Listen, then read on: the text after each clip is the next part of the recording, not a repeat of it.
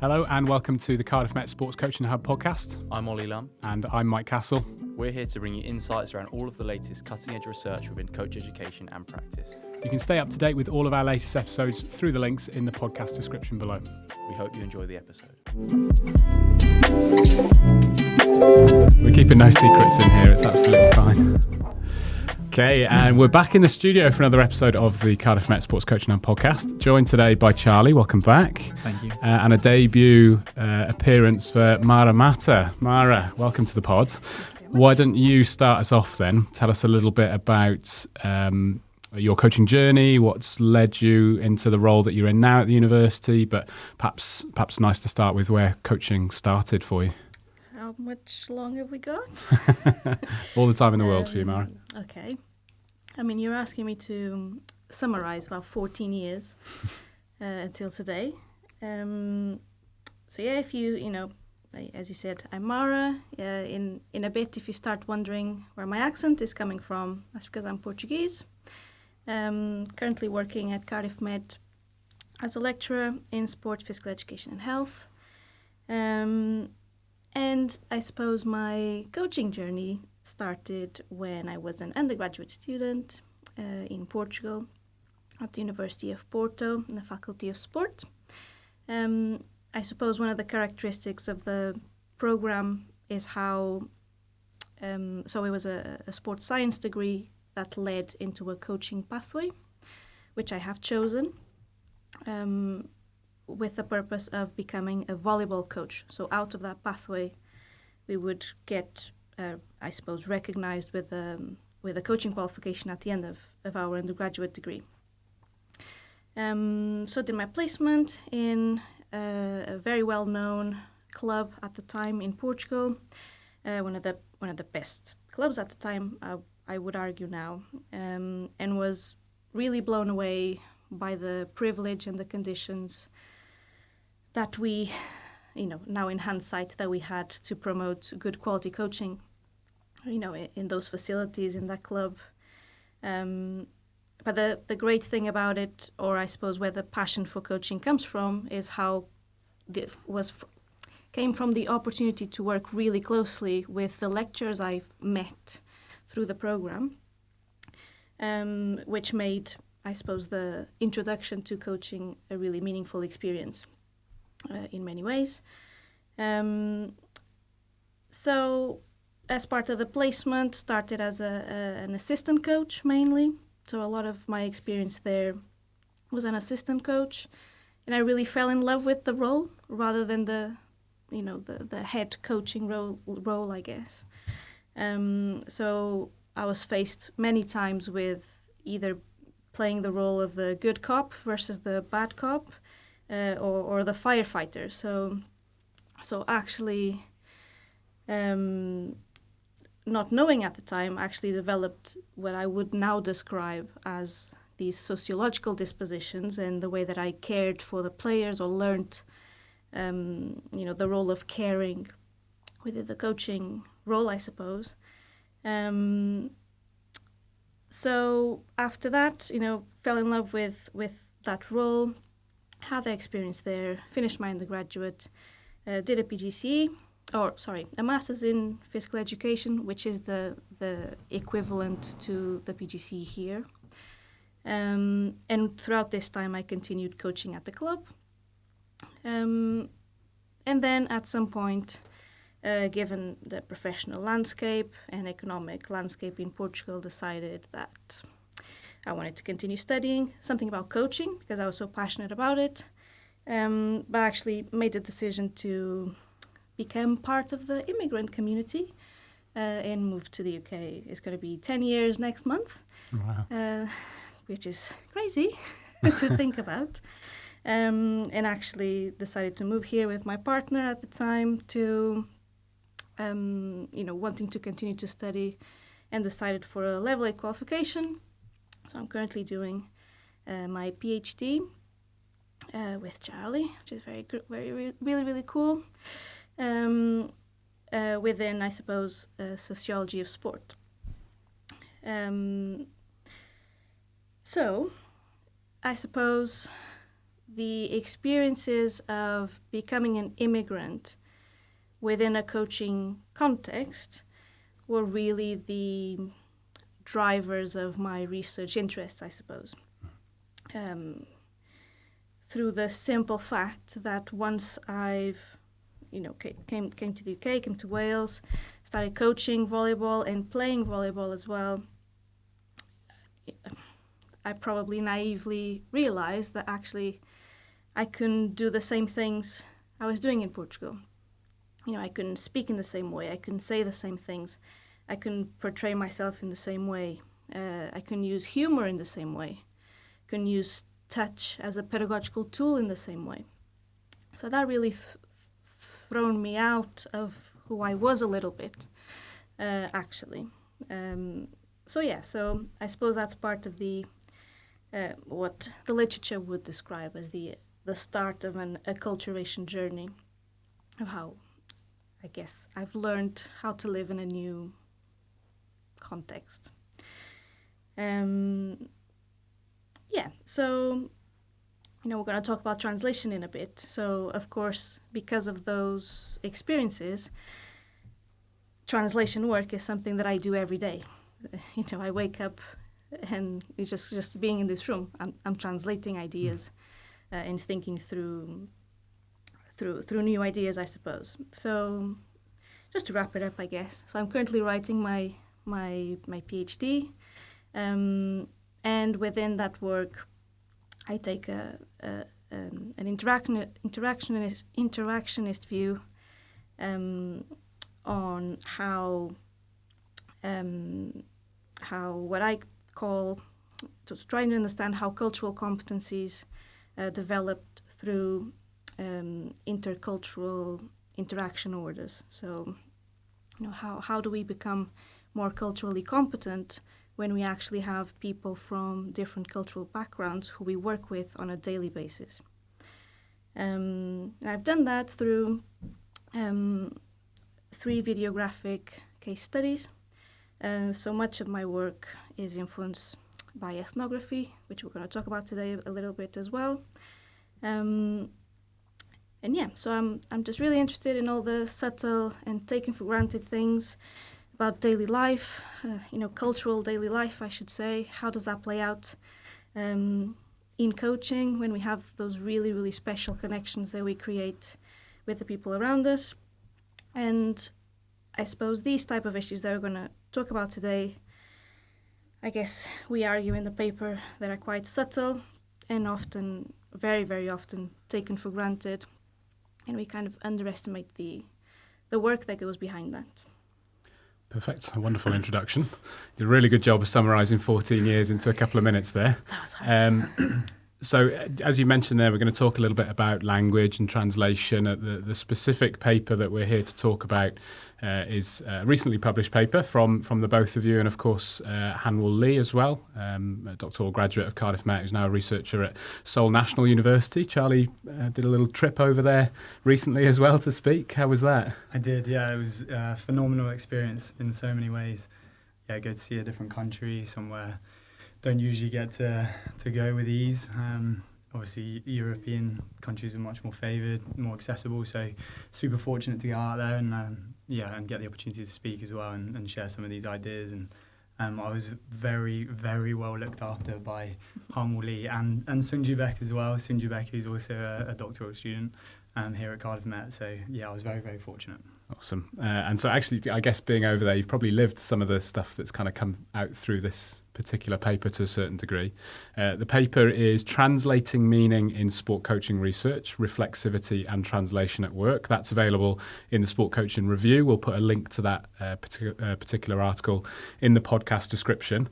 Which one of you is going to give us a little bit of an introduction to the paper, give a bit of a sort of flavour of what we're going to talk about for the next sort of 45 minutes or so? And where did the inspiration for it come from? Mara's sort of nodding towards Charlie there, and Charlie's nodding towards Mara, so I'm not sure who it'll be. I'll go first.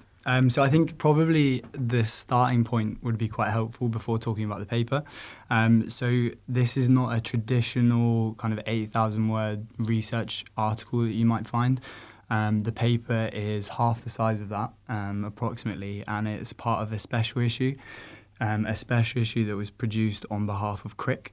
So quite timely, given that we just had the Crick conference as well. So with the launch event from Crick, I think it was about 18 months ago, Ed Hall and I decided that we would do a special issue as kind of a landmark, just to say like future moving forward special issue, and Robin kindly agreed to that within Sports Coaching Review. And so the idea was that we would produce a special issue that would have a series of short form articles that would take on particular issues in sport coaching. Issues that perhaps would get minor attention within a traditional article, but perhaps deserved a little bit more attention than they were currently given. So that special issue has 12 papers, and within those 12 papers, they have a range of like critical discussions, maybe methodological confessions, data analysis aspects, or just perhaps some kind of speculative ideas around new theories and ways forward that we might use within coaching research. So really kind of epitomising what Crick wants to be about, and then presenting a series of different papers. The target audience was, for the authors, was early career researchers, postgraduate researchers, and then just the general scholarship within sport coaching review. And in that regard, it was kind of a developmental special issue. The idea was to kind of bring authors through and experience the publication process, whilst having the support of Ed and myself, and the brilliant reviewers that we leaned on in the process, to go through that kind of publication process with the idea of, one, producing really high quality ideas, but perhaps in a different format, and then two, helping kind of the community actually experience publication process. So when it comes to then presenting those kind of really important, critical original articles, they've kind of been through that process, and I think that was kind of the spirit in which we did it, whilst also, I must stress, not trying to kind of undercut or undermine any of the quality that we were looking for. So in terms of that background, this is what Harmul Lee, Mara and myself decided that we would try and actually write something for that special issue. And something that was really pertinent for me, which you've already mentioned, is translation. So I am English speaking only. I am probably the most stereotypical just speak English. When I go into another country, I speak English slower and expect then the person who I'm interacting with to then understand what I'm saying. And I've always, and as I've increasingly travelled, I've been fortunate enough to travel, it's become increasingly aware of some of those biases, and perhaps ignorance, I think, is probably the best way of putting it, politely anyway. And so it's just been something that I've been generally interested in. Obviously, language is a huge part of my research interest anyway. Interaction is a huge part of that. And so having been fortunate enough to work with researchers who can speak multiple languages, it's always been something that I've been interested in. And I think that really comes out in perhaps some of the processes that Mara mentioned earlier. Some of the taken for granted processes. So really, this was our kind of ambition within the paper, actually just trying to raise perhaps this conversation, try and highlight how it's often a taken for granted aspect of what researchers do, but just in a more general sense and a really specific sense as well. And then thinking about how that might contribute to a really kind of rich process as well. It's something to be embraced, something to be enhanced, something to be really thoughtful about, as opposed to kind of shying away for, taking for granted, ignoring, or assuming that this isn't happening. I think Mara did a nice job when she said, it's work that's done, it's hidden work, and often it's doing some really heavy lifting, and that's what we wanted to kind of pull out in the paper. So we take translation, as a particular idea, and we kind of talk around a couple of the ways in which translation might feature within research at different points, whether that be from reading, writing, data generation, analysis, all the way through to dissemination as well, and how that then obviously then loops back round to the beginning of reading, writing, etc. So yeah, I'd say that's kind of the background to the paper. Awesome. So we sort of broken down our schedule, if you like, for the episode into the different sections that appear in the paper. As you mentioned there, Charlie, it's half the size of, I suppose, a typical journal article in the special issue. Can I ask you about that quickly to start with? Mara, just from like a developmental process, how was that for you? But then also, was it a bit of a challenging process trying to write something that was a little bit smaller, or was it something that was perhaps a little bit more liberating because you got to, I suppose, amplify some of those minor issues that typically, appear somewhere in a much larger paper. I suppose perhaps one of the challenges of writing the paper about something that is subtle and taken for granted is the degree of description that's required to actually get to the point that we're trying to make. So we probably had to be quite descriptive to actually be able to pass the message forward, which then reduces the space that we probably had available to expand on, on other elements of the paper. Generally speaking, was this was my first publication, so it was very grateful for the opportunity to just experience the process for the first time, understanding the reviewing process. So so that was quite insightful for me, and I suppose I really appreciated the idea of being able to merge, I guess, some of the things I'm writing about in my PhD, which are obviously not published yet, but actually starting to bring some of those things in here. Don't know if you want to add anything. Yeah, I think it's just a generally really good question, because there's kind of an assumption that more words is harder, but actually, I think for us, we had to make some decisions in terms of what examples we might use, how much detail we might be able to giving enough kind of background to the issue to give an insight, whilst inherently we've missed so much. There's a claim to some originality with the paper, because of we're bringing this into the conversation for sports coaching, but this is not a particularly original topic either. There's a huge amount on, and it speaks to some really wider issues. Even the word translation itself is something you might pay attention to. We often talk about translating research into the population in which we're studying, and that's not really what we're talking about here. It's a feature, but it's not really what we're talking about either. We're taking a much more kind of micro looking at the language and how we deal with and treat language and how we kind of use that within the process. And so in that regard, even just mentioning that issue, it makes it really difficult to cut down. And I think that's something, speaking to the special issue more broadly, that's something that we kind of encourage the authors to do. I was getting frequent emails saying, is it okay that we just have a little bit more room here? And I'm like, nope, you've got to stick within it. We want it to be really punchy. We want it to be, take a particular issue and do it really well, rather than trying to cover a couple of different points. And that was the kind of spirit that we took. And hopefully this paper kind of follows that spirit, whilst also not trying to undermine or undercut anything, like I mentioned earlier. Yeah, perfect. You're absolutely right. I mean, it's a shorter paper, but there's still so much to pull out of it, which I think is just shows how impactful something that's quite sort of almost imaginative or covers some of those like taken for granted issues can be in a piece of work like this. So let's get into some of the detail. We start in the paper with sort of the current picture. So just for the listeners, a quick synopsis of the current picture of international and transnational studies as they're relating to requiring translation, because there's an abundance of work out there, especially in sport coaching that we use, that we're working with, that is actually a translated version. So from my perspective, Vygotsky, I mean, I've written a whole PhD around a translated version of his original work. So you're probably going to sort of pull the rug from under my feet a little bit here when we talk through this episode. I'm really looking forward to it. But what's the current state of affairs, I suppose, in that regard? I'll begin, because I'll just kind of provide a backdrop for Mara in that.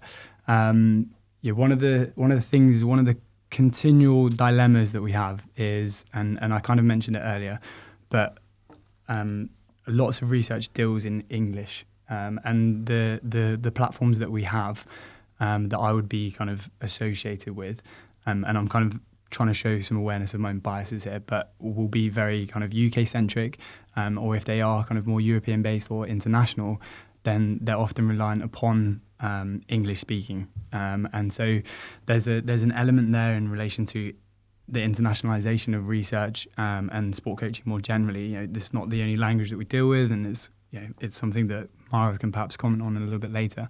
But you have kind of this multicultural aspects and contexts, and so that was just a general backdrop. We want to be more international as researchers, and so we have to then try and think about the collaborations that we deal with. Or in order to think about collaborations, you have to think about how you're going to communicate. So language becomes a key aspect, and I have no doubt, and Sports Coaching Review has done some work in order to try and facilitate this, but there are some incredible ideas, both theoretically, practically, empirically, in all quarters of the world in which we don't quite get access to, or we perhaps ignore or overlook as a result of that, perhaps that more English-speaking centric work. And so there's some kind of like aspects there. And I think you've only got to look at the field as a kind of a broad scan, and there's a whole diversity and range of people who are doing some brilliant work across kind of different countries.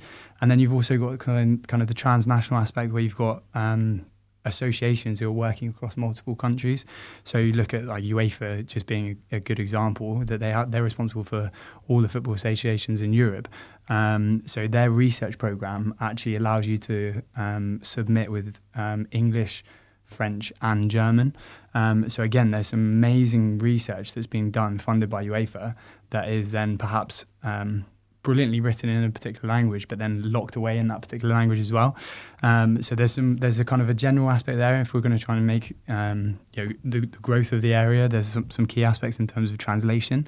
And then, like you've said, there's also the actual process that you're going to go through with that translation. So that's just a really general sense from sports coaching. If you think about some of the theorists, lots of the theorists, they didn't write in English.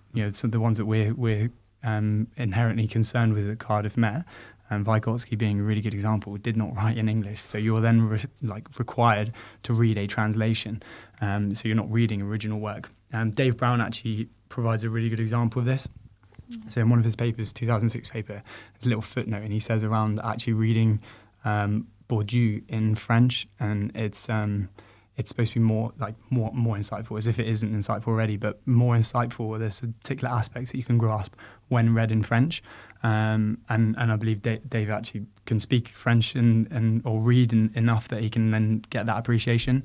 And I've heard something very similar for Foucault as well, that actually what can often be seen as quite obtruse in English versions of his text. The French versions are often a lot easier, not easier, but they're more graspable. There's an aspect to it that can be, there's a richness to it that is perhaps lost through that translation. And so, these are like fundamental issues that we often gloss over. You pick up a Vygotsky text and perhaps you never even thought about it. You just read it and trying to grasp it because that's the first part that you need to get through. But as you go through and start to think through some of the ideas, the language, the concepts that are being presented, then there might be some aspects that you can pull out a little bit more. Mara, anything to add? Yeah, I suppose it's potentially worth clarifying for the listeners what we mean by the words international versus transnational, which are often used interchangeably. But I think understanding the meaning behind those words does highlight the translation work that needs to go behind that for the knowledge to become accessible to others. So, if we focus on international work, we are, we could say that, for example, Lars Rongland's work, which might have been produced in Norway, is then being translated in English to become accessible here.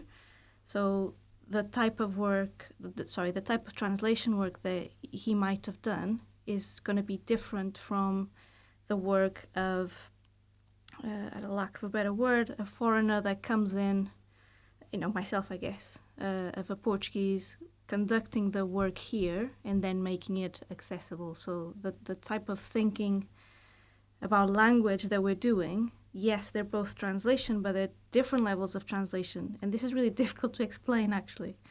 And, just listening to what you were saying, Charlie, around, Dave's example of engaging with Bourdieu's work in French certainly transformed him, most possibly, in a different way that reading the English version of it might have had for you, Mike, for example, with Vygotsky. But it's still fascinating how engaging with this type of work does transform us in some way, makes us think differently. But it just made me think of, here I was also trying to engage with Bourdieu's ideas in English, and then I actually went to a bookstore and found Bourdieu's work translated in Portuguese, and just reading some parts of it in Portuguese completely changed the way I was interpreting the work yet again. So it kind of goes back to the idea of how we learn language in the first place, and how we associate meaning with language, in these particular languages. I'm repeating myself here. So I think it's worth clarifying the difference between international and transnational studies. Of course, there's a lot of international studies that we know. Some more recent things done in coaching refer to this idea of cultural competency and how coaches need to be culturally competent. I try to be a bit critical about that. It's not just a tick-the-box exercise. It's not as simple as, we see all these international coaches working, or transnational coaches actually, working across boundaries of, if we take countries as boundaries, where they are required to be doing a lot of translation work all the time. So they are being asked to make these, I'm not sure how conscious they are for some, but these conscious decisions of, right, what type of words am I going to use right now to get my players buy-in or my athletes buy-in here, which I guess speaks to the underlying identity work they were trying to claim for in the paper as well, for the need to be quite reflexive of the things that we say, things that we write. How might this be interpreted by others, I suppose. Perfect. And you've added some more detail in this particular section, sort of just with regards to the kind of conceptualization of translation and some of the arguments that people are taking on where translation and sort of meaning maybe sits. So we've got this sort of House's delivery of a manuscript, which I'm sort of reading as just a direct translation, just take it from Portuguese or Russian or whatever it is and just turn it into English, and that's it. We've got then Cohen's Afterlife, which I need a little bit more help with to try and understand that. And then we've got this question from Benjamin, which is, okay, well, what's the original? Is the original how it was originally written by the first author, or actually when it's translated into another language, does that become a new original, if you like, which is quite an interesting concept to try and break down. So again, just to add a little, you said this was quite a lot of description to start with, and I feel like we're kind of maybe doing a little bit of that on the podcast version, I suppose, of this article. But can we just break those three down in a little bit of detail? Because no doubt we'll come back to these as we go through some of the examples then in the paper. Yeah. So obviously go read the paper. That would be helpful for us because we're probably not going to do it justice. Yeah. But I think House's point is perhaps a really good place to start around the delivery of the manuscript. And what that was being read as is for the purpose of translating a text, particularly one that's abstract and often quite complex. They're talking about complex ideas, particularly if it's theoretical ideas. I think Mara's given a fantastic example there around Bourdieu and taking the translation of that original text into different translations, English and Portuguese, for instance. But the delivery of the manuscript in that regard, also we have to appreciate that I imagine that the authors are under a particular time constraint, the translator in this regard, and they also have to adhere to certain regulations as well in terms of what that text might look like. It has to be palatable for the readers, and so one of the things that you often find with some of these translated texts are the translator's notes at the beginning, which I always found quite interesting and have a read. And I also encourage people to have a flick through and just see what the translator actually says around the text that they're translating, because they might actually refer to perhaps some of the difficulties they have with that translation. Because The point that we're trying to make here is that it's not a model copy process, that you have a model, i.e. a text, and then you can merely copy that into another language. And this is where it then raises the issues and perhaps the difficulties that Co and Benjamin are raising. So Benjamin's obviously mentioning around the idea of an original, like what actually is an original.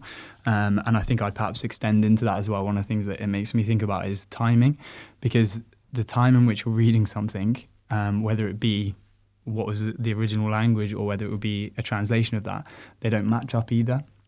So I'm thinking of like phenomenology for a good example. Heidegger was writing in the 1920s. Translation texts might come out in maybe 60s, 70s, and then I'm reading now in 2024. So there's a century of kind of interpretation that's happening there. And of course, the texts are kind of they're published at that particular time, but I'm not reading it at that particular time either. I'm reading it at a different time, and so there's other things that have happened to me and in education and things and biases that I might have that I'm going back to that translated text, which will then all be present at that particular time. And so for me, that one asks the question around what is the original, which Benjamin asks us, but also it's the afterlife idea that Cohen's presenting us, that the text has an afterlife of being read in particular ways. And we often find that there will be multiple translations of particular texts, and there will be commentaries and discussions of those translations from people who are skilled enough to able to kind of make some of those assessments and open up discussions around particular ideas and how that interpretation was being made. So if I use kind of phenomenology as a good example, one of the key ideas is about design. And I'm probably pronouncing that wrong, so apologies if I am. But with design, which is often translated as a literal meaning to existence, but it's not meant in phenomenology as just merely existence. It's more than just existence. It's around perhaps being there or being in the world. And so the idea of that translation coming across just can't be captured in English in the way that it can be in the German sense. And so there's some meaning being lost there. So the translators having to work really hard to try and preserve that meaning, assuming that they actually know that what they're preserving in the first place. That's also a key aspect, that they, it's an assumption that they know exactly what they're translating as if it was direct in the first instance, and therefore that afterlife aspect comes through. And so, the question of what's original becomes really important. The critique around that model copy becomes really important, and then the idea of kind of the ideas taking on an afterlife is then super important in terms of how that might then bleed into some of your own thinking, the ways that you might make sense of particular ideas, how you might utilize some of that work, and moving forward from there too. So we're in that section, I suppose we're just kind of raising that issue. I think implicitly we're trying to show and problematize some of the work that's being done there, but also highlight perhaps some of the key issues around the assumptions that we're making when we're treating a translated text, and then how that then feeds into everything else that we do: read, write, analysis, or collection analysis, and then dissemination and background again. When we were talking, the many stairs up to the top floor of B Block about some of my work again with Vygotsky, one of the concepts that comes out of Vygotsky would be this word perishivani. And perishivani, if you directly translate it, you take that sort of delivery of a manuscript, it would be lived experience. But actually that original version of the word perishivani is actually something that's linked a little bit more to sort of like quite a challenging, difficult place. It's quite difficult to kind of try and even find a better translation of it now, if you like. It's a really difficult thing to sort of think back to the work that I've now written, and now I'm questioning it again. So is that kind of an example of what you're trying to kind of just bring to the forefront of people's minds through this article? Is that sort of one of the key bits of this? I think on a really kind of superficial, like cursory point, yeah. And I think we don't have to look that hard to find these examples. Just a really kind of basic experience of going to speak any other language, however kind of novice you might be, you realise that this idea around the model copy is it doesn't work. There might be certain aspects that do, but even like sentence formation, and that's just completely different. So back to front in some senses. So that issue, it's quite it's, I think we all kind of like live with it and we all kind of deal with it as well though. And so on a kind of initial point, that's what we're talking about, but the consequences is really interesting as well. And it's not to kind of play a position either of negative, positive. It's just looking at the work that's being done by people in order to make meaning, and that's ultimately what we're looking at here. We're looking at how is meaning being made, and hence you bring in the reflexivity ideas and start to think about language as a contributing factor to that, as being our access to understanding, and so that's become so crucial. Then you have to pay attention to that. Yeah, I think I'd sort of imagine, if you like, if I was able to speak Russian and read that original text, that word pereshivani would probably have, I don't even know if this is a word, but I'm going to use it, a little bit more like viscerality to it. Like you would kind of feel the word a little bit more than perhaps just the direct translation, which is, well, lived experience. Or you just live and you just kind of exist and you go through the motions of life, if you like. It's not quite the same. Kutch in Welsh is such a good example for me as well. There's no word like it, and it's like a sense of identity, belonging. It's got meaning to it, and it's just you can't translate that word either. I wouldn't even want to try and translate it, because it just has like a context specific meaning that that you have to get across from that particular context and how people use it, and the kind of the love, the affection that they use that in the Welsh language. I think is such a good example, and like you say, from a more kind of everyday language, that's a good example. But same for things that that are more theoretically based. It's the same thing. Plenty of examples of those. In fact, Jose once taught me a Portuguese word, saudade. I was just thinking about that. There we go. Just reading my mind. But that's Kutch is such a great example of this, of how, I suppose what I wanted to say is, yes, language is a big thing, but we really can't disconnect it from the context. So in the cultural side of it, the embodied cultural feelings that go alongside the word, and so that, as you're referring to, by attempting to translate that word, we're really distorting the essence of the word. If I attempt to translate it, we're talking about this idea of almost nostalgic, but it's not nostalgia. It's not what it means. But it's similar to this nostalgic feeling of missing something that happened previously, right? So we would miss something. That's what kind of saudade means. Yeah. Perfect. So I think what we're talking about as well is linked to, we bring it up in the paper, we refer to it as indexicality, which, although not his original idea, but how Garfinkel is kind of often associated with bringing indexicality within our kind of ideas and language. And when he speaks about indexicality, he's referring to words that take their meaning from the context. So there are some really good examples of that, like this, that, here.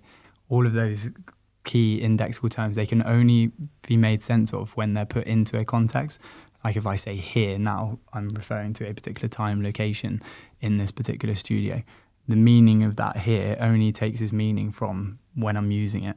And so we can then extend that out to some of the words that we're referring to now, the example that you've quite rightly given, and many other examples as well. And so by paying attention to that, then we can then start to think about the meaning in particular context. We can be more attuned to what's actually being done by the participants. How are they getting on with what they're doing? How are they able to generate meaning? And then the subsequent assumptions that perhaps are associated with that as both a researcher and those in the particular context. Perfect. And that's a nice segue actually into the next little bit of the episode and the paper. So this next section of the paper is then sort of into some of the detail and some of the reflexivity and the translation at work, if you like. And Mara, some of your examples and your experiences come through in these sections here. This particular one that Charlie's talking about there, about indexicality, that's coming through in your volleyball work. So you've experienced some sort of differences in some of the key volleyball terms in your experiences of coaching here versus in Portugal.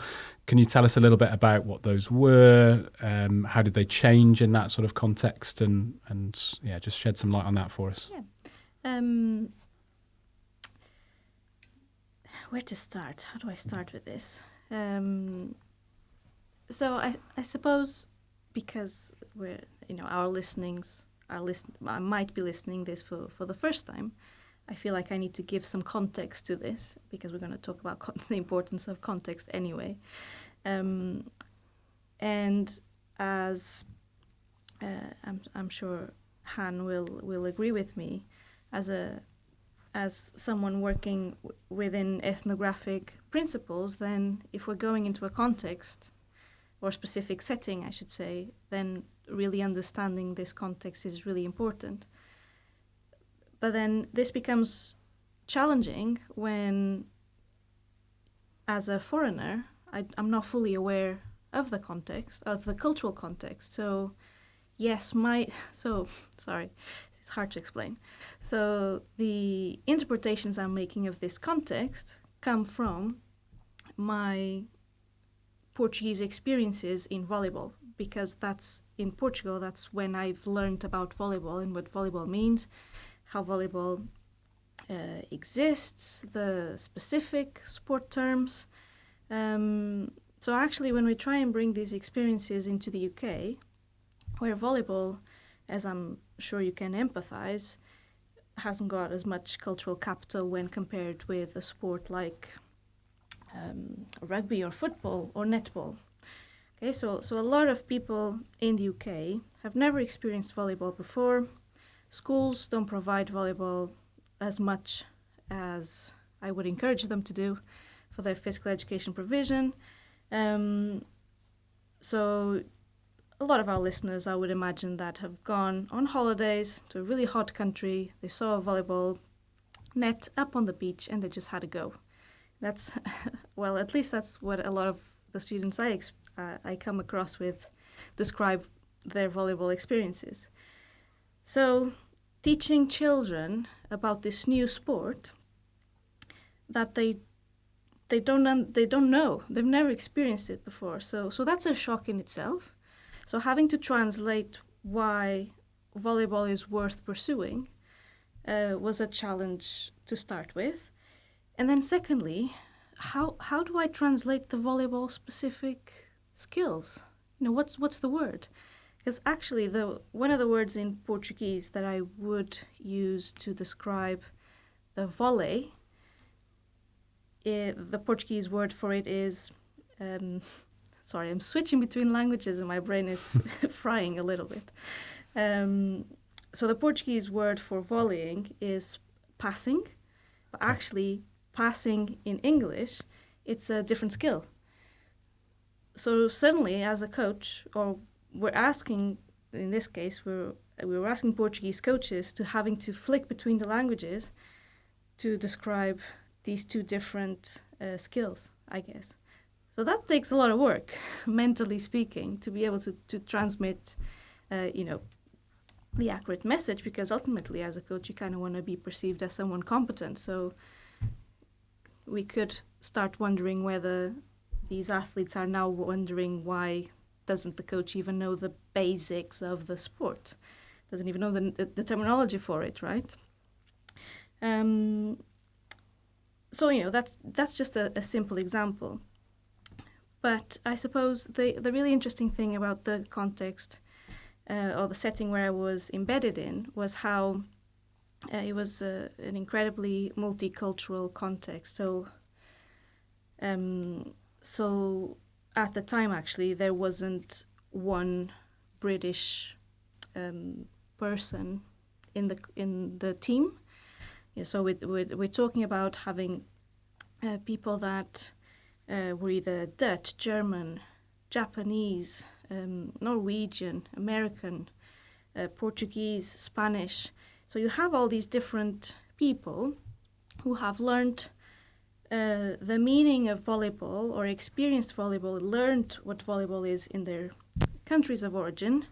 They've all imported this volleyball knowledge and expertise into the UK, and suddenly they're all together being run by a Portuguese coach who has acquired their knowledge in Portugal through the Portuguese volleyball qualification and is now being in this space where they need to understand how to translate the Portuguese volleyball specific terms and make them accessible through English to all these different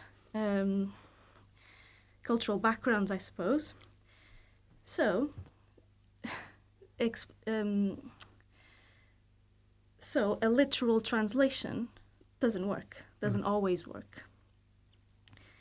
And these literal translations are embedded, or were embedded, I should say, in how a coach would develop their tacit pedagogical knowledge, right? So, you spend so many years doing things in a certain way, in a certain language, and suddenly you're being challenged on, how do I make this knowledge accessible to others now? So a simple thing of trying to find a word that everyone else in the team is going to understand, that this word describes how we might potentiate our attacking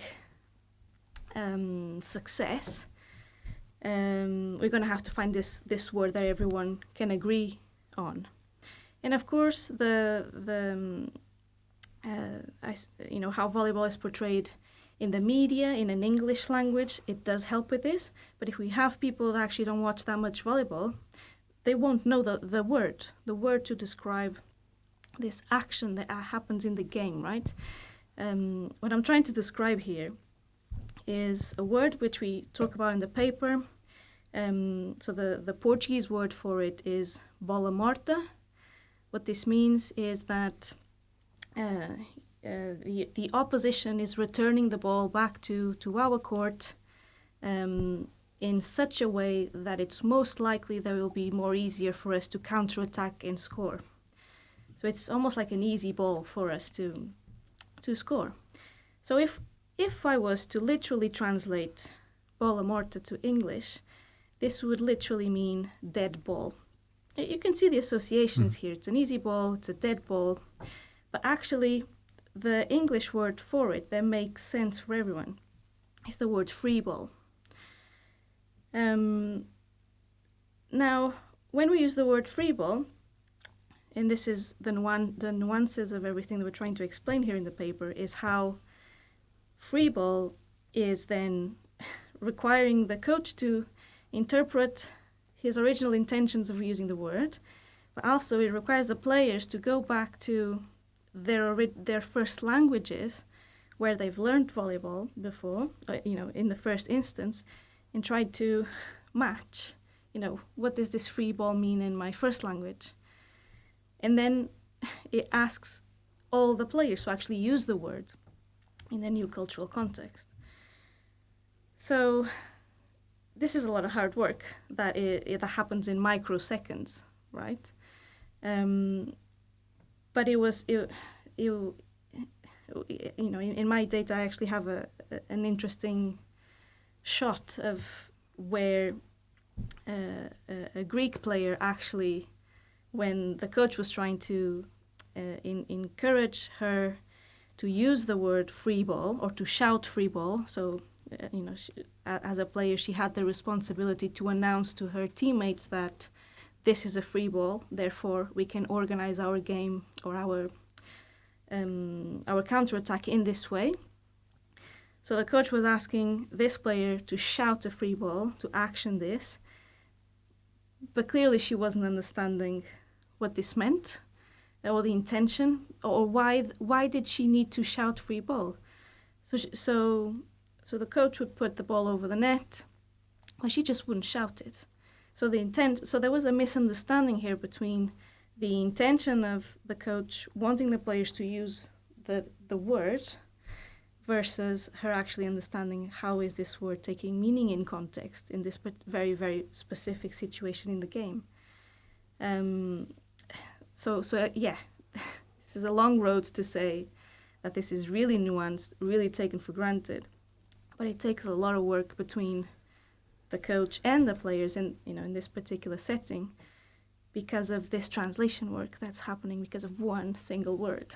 Yeah, and what I love about that explanation though is that for me, listening to what you've just been through, Mara, that is not unique to being able to speak multiple languages, though. That is actually the work that's being done with just the words, and those words could come from a whole host of different origins, and it's then the attention that's being paid to the words, the language, the meanings, the meaning in context, how that meaning is then associated to actions, whether they be evaluated as good actions or not good actions. Yeah, these are fundamental things that we're doing in coaching all the time.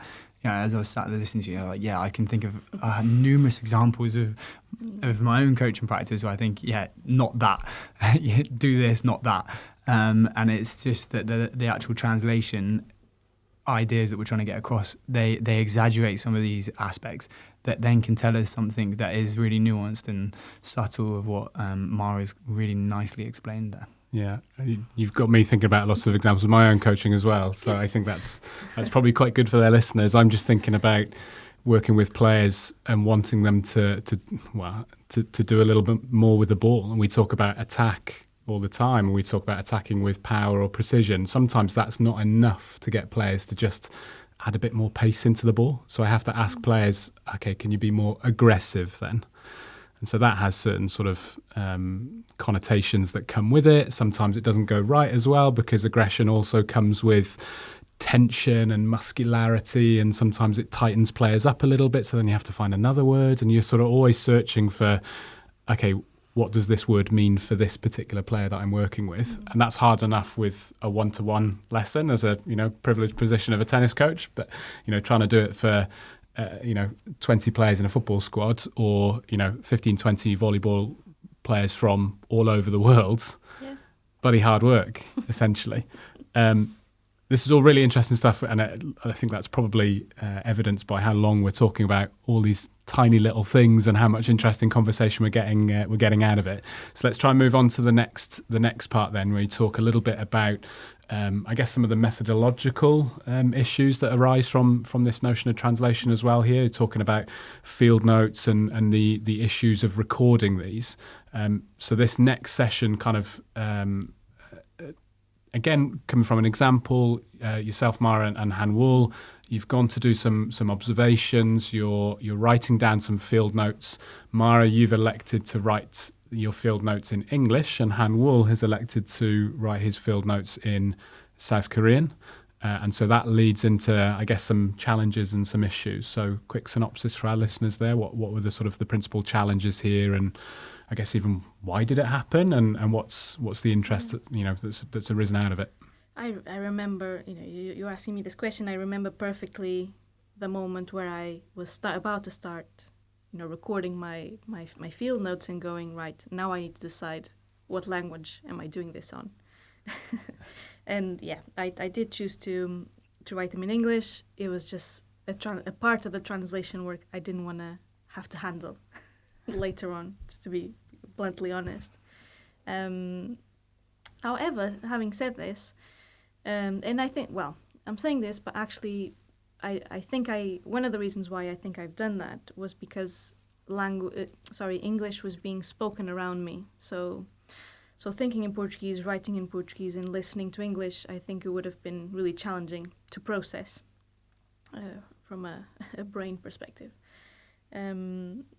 However, it was challenging in the sense that there were things that I was observing and noticing, and because we are, taking field notes, there's the urgency of noting things down because we don't want to, we're afraid to miss out on the things that we are observing. And often, maybe not often, but sometimes I did miss or felt like I had a sense of lack of vocabulary in English to be able to describe what I was seeing, which of course I was thinking of the Portuguese word for it. And still today, there's this one thing that was super critical in one of the things I'm trying to explain in my PhD, and I don't think I have the right word to describe what I observed and the impact that face expression had from a learning perspective. So there's that challenge of, for me was, is this word that I'm choosing in English making it justice to what I'm trying to explain here? Which inevitably made the process a little bit slower. Feeling that perhaps I lost opportunities to document things that I was observing and noticing because I was thinking of the word of that, that this moment that just happened, to the point that some days I would give up and started writing like hybrid language notes where I would write in English but then would add the Portuguese word, because I wanted to stop wasting time, I guess. So it does, going to that reflexivity point that we might make a little bit ahead, you become accustomed of working in and through this sense of uncertainty all the time. So you're constantly doubting of the quality of the work, which then as a researcher and someone in my case who was within this, I was part of this setting, I had a very established role in the setting. So it does raises questions around the ontological security of researchers when they are, working through the research process. Okay. Yeah, and I think a lot of those experiences kind of align with some of the things that Harmon Lee spoke about. And perhaps I'll just elaborate a little bit on what we've done with some of the data sets. So within the paper, we talk about 3 data sets, Mara's, which she's aptly explained.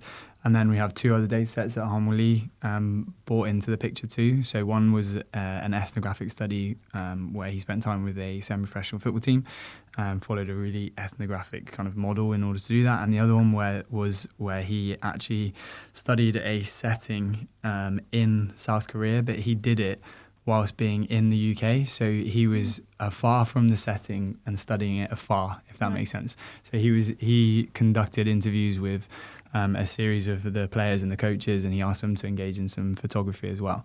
And so he has this kind of like contrast where he's got the ethnographic study where the team was completely English speaking and only spoke English. And so he then had to kind of study that as an ethnographer. And then likewise, he has this data set which is completely Korean, but he's then written it up into English. And so the translation process was kind of really apparent from the outset. So transcribing the interviews, for instance, he transcribed them into Korean. And then in order for him and I to have any kind of data analysis session, I would have to say to him, okay, you're going to have to bring me some English speaking. So then he would have to then translate that again into English so that we could then sit down and actually talk about, what's going on here? Like, tell me what's happening. So there's a real element of trust from me into him, say, like, make sure this translation is authentic. And also that opened a door to a whole host of conversations around, why did you use this particular word for this particular sentence? Like, how do you know that this is what that participant meant? Why are you taking that particular sense over something else?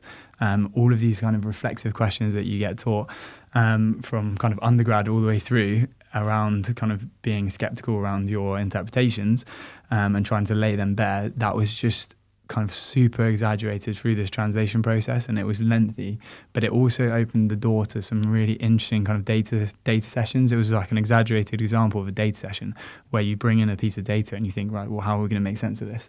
And the translation was just such a brilliant starting point for us. And actually, it was a really good lesson just in general around data analysis sessions. Well, you've got to say something about this data to then, okay, we can then move on and say something else and try and understand what's going on here. And so it was a brilliant example in that regard.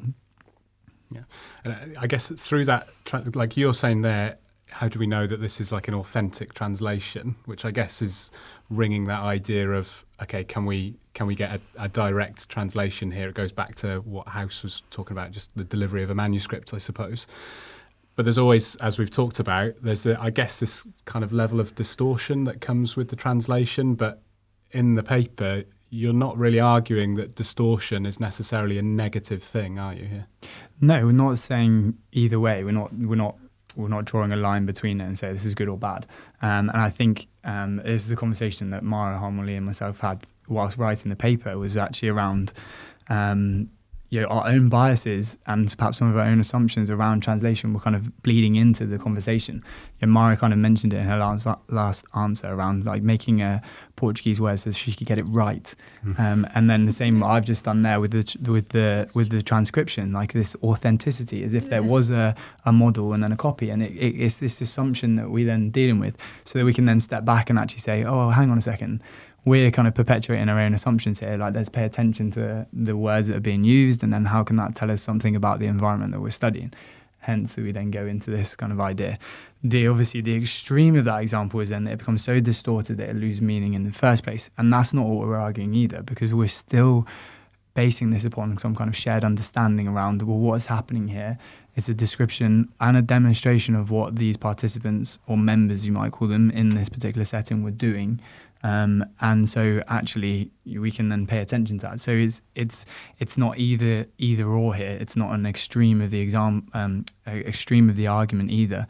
It doesn't become so distorted that it takes no meaning and it's so far away from what we're looking at that it becomes pointless, or anything goes would be kind of an accusation here. But it's not this kind of really kind of universal, clear cut example of, right, we can then just translate, copy, a model of what was originally being said here, and it's trying to pay attention to the language, the meaning, the context. And again, that's where it kind of comes into, it's just an exaggeration of perhaps things that we're doing all the time anyway, to get shared understanding, to get some kind of shared meaning around what we're saying, what we're doing. Yeah, it probably just amplifies the potential extra work that goes into making this knowledge accessible, because yes, there needs to be these conversations to, I guess, negotiate what is this meaning that we want to pass on in writing in the case of a publication. So it's just to amplify how this is subtle work and taken for granted work. So there's these extra layers of complexity before someone actually picks up the paper and reads it, that perhaps these researchers in this case have to go through to make sure that there's less risk of them being misinterpreted in the things that they are trying to say. Yeah, absolutely. I guess the thing that's going through my head, being a Welsh institution, we're also delivering programmes and modules in coaching, physical education that are bilingual, so they're delivered through the medium of Welsh as well as in English.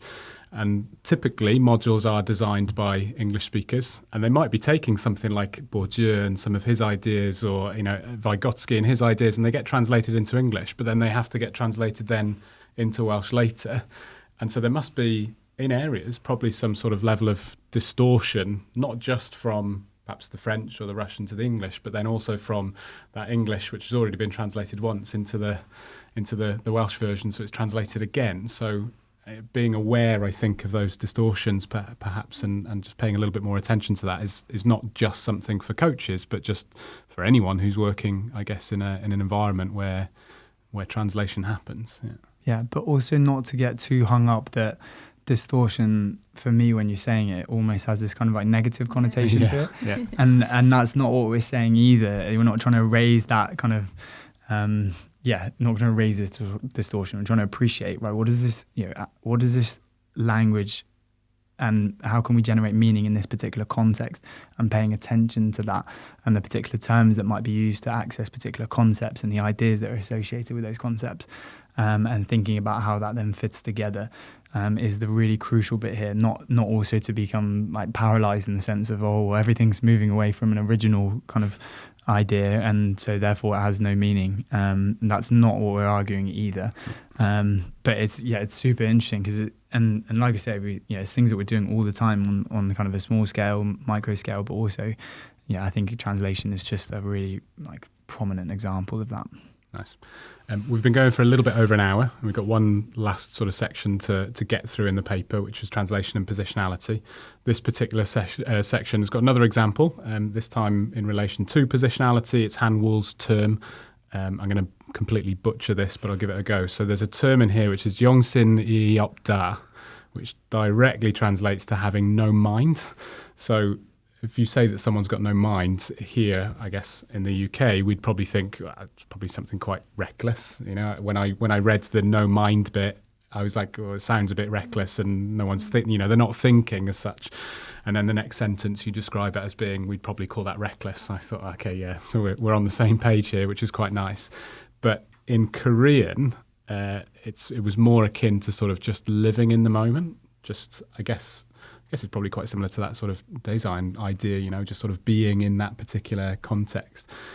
So how did that sort of that necessity for translation to try and make sense of the phrase and to a degree get on the same page, how did that facilitate some kind of debate or challenge between you as the sort of the research team, and what are the lessons here for us as coaching scholars?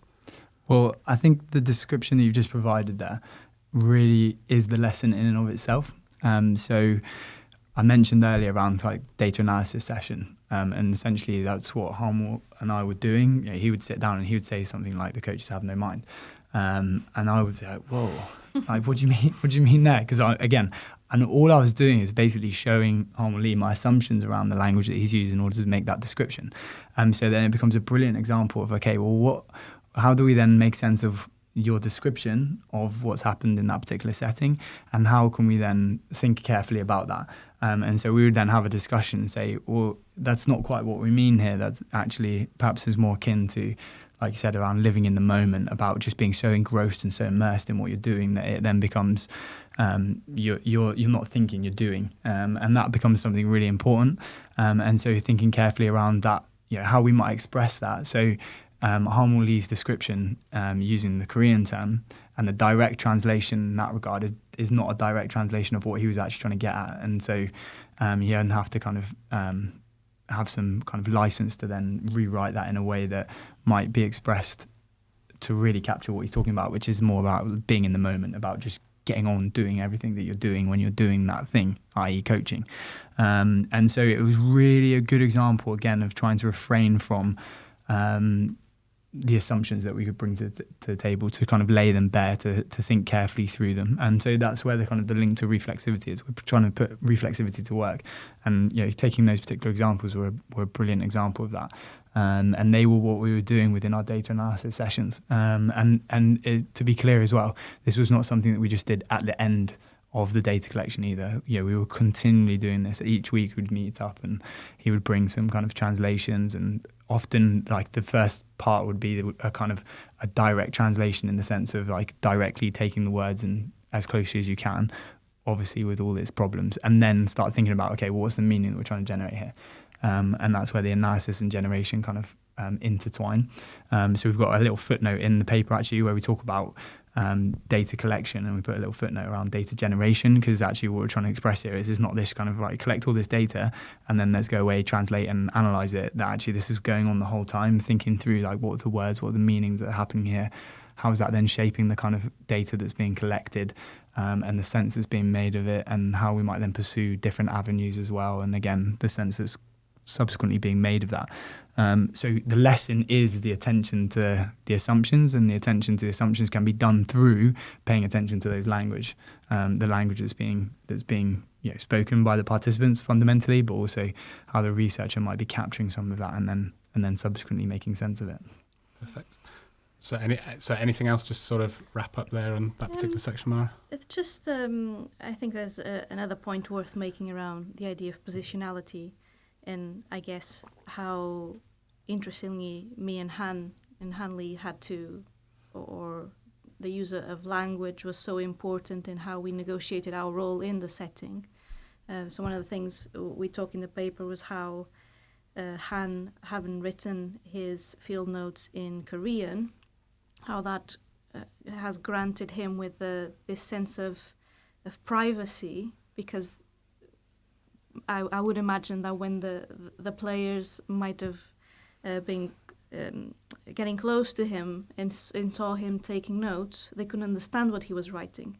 So it became this sense of intimacy, of privacy, that it was inaccessible to others. And that kind of shone through in some of my data as well, around how players would... It's not about the writing, but translating in a verbal sense now, of how players actually would swear in their first languages. And this was done very consciously. I then figured out when I interviewed them, which I thought was really interesting, in how, they very purposefully would swear in their first language because they didn't want, it was just a way to express their frustration. So if we think with Goffman for a second, so they were allowing more access to their backstage, actually. So, they're really, really upset here. And they don't consciously make the link that, oh, wait, I should translate this into English. Because if they had translated into English, it would take the sense of urgency or the powerfulness of swearing in English. So actually, if you see someone whose English is not their first language swearing in English, in a sense, we could argue that they really didn't mean that, because deep down they probably didn't really feel that annoyed. So in English, the meaning behind the word gets softened, which I can totally empathize with. But it's just something interesting of how, I guess, translation then works in negotiating the meanings that people intend in the first place. Perfect. So just to conclude the paper then, I know we've talked about some of the key lessons for coaching scholars or for coaches here. Are there any final conclusions just to add in to wrap up the episode? I think the way that I would describe it is that it doesn't take you anywhere that you haven't already been, but hopefully it takes you back to the things that you're doing all the time in terms of making sense of actions, language, particular ideas. We're constantly doing that. We're constantly trying to produce order in that regard. And so in many ways, this paper just takes a quite prominent issue, but actually takes you back to really quite a fundamental practice in terms of making sense or sense making. And so, hopefully it kind of takes an issue and highlights the prevalence of that, but also just actually speaks to something much more fundamental. I think it's always nice to read a paper where you can kind of feel yourself in it through some of the descriptions and the other examples that are provided. So, it was a really enjoyable read. I guess congratulations, first article published. So well done, Mara. Thank you both for coming in. Just to wrap everything up then, Charlie, you've done a few of these now, so you might be running out of things to rant about. But Mara, this is your first time. Everything's been building to this moment. Any myths from sport coaching? It could be from the topic that we've discussed today or just coaching more generally that you want a quick moment just to try and dispel or speak to before we finish. I have one, but it might be a bit controversial. We can always cut it out. It's fine. Okay. This is one of my latest personal rants, I think, which is how it's not necessarily linked with today's topic, but we need to stop positioning coaching and physical education on the same boat. They are different things. If they were the same thing, they wouldn't have different words for it. So I think a lot of the it has so many consequences when we position these two things on the same boat. Not all coaches can be PE teachers. Not all PE teachers can be coaches. Yes, learning takes place in both contexts, but they happen for very different purposes. So we need to stop framing these two things as the same or with having the same principles, because yes, some things cross each other, but actually I think we run, these are not my views. This has been documented in the PE literature for decades now. But it has such a big danger for coach education, for example, because we keep putting anyone in a coaching ground, but why haven't, if you have studied physical education, why didn't you go and study sport coaching? If this is where you want to work, why didn't you study sport coaching? And vice versa. So, I'm constantly debating with my level 4 students who are studying sport and physical education, and they come in and describe themselves, or I should say they finish their first year and say they are coaches. Well, why are you a coach? Because there is a sport coaching degree there. So, why is that your identity? Why are you saying these things? I just take interest in that. But I think it has huge consequences to the professionalization of coaches. We keep reinforcing the idea that everyone can be a coach. The same way that we take people with strong coaching identities into a PE context that then, in some cases, of course not all, but creates more damage than it has benefits, which have been documented in the literature for ages. So, why is this a cycle that keeps happening? So, right, I'm going to stop ranting now. I don't think anything too controversial in there, in fairness. I think you've done yourself a little bit of a disservice. I think it's probably a good debating topic. Charlie, was there anything different for you, or do you want to weigh in on that one a little bit? No, I think I'm just going to repeat a myth that I've already come up with. There's no originality here, I'm afraid. I think the conversation is super interesting what Mara's raised, though, particularly around, I think the spirit of what we've tried to speak about today is around like a quality of coaching practice, an appreciation of what coaches do, and putting that into context, and then to then assume that you can then just move into a different context like physical education is a misplaced assumption, and likewise moving into other contexts as well. I'm on board with it. I'm happy with that myth that Mara's come up with. Perfect. We can agree on a nice note to finish the pod. A nice shared understanding to finish. There you go. Thank you both for coming in. Really appreciate your time. For the listeners, again, we'll put the link to the paper so they have to go and read it in the podcast description. Many thanks to Sport Broadcast team for their continued support, to Ellie and Alex for helping us out, and Manuel, who's in the pods, helping us out with the production today. We'll be back with another episode very soon. Make sure you subscribe to the podcast, leave us a rating, and we'll see you next time. Thanks for listening to this episode of the Cardiff Met Sports Coaching Hub podcast. If you enjoyed the episode, leave us a rating and a review on your favourite podcast platform.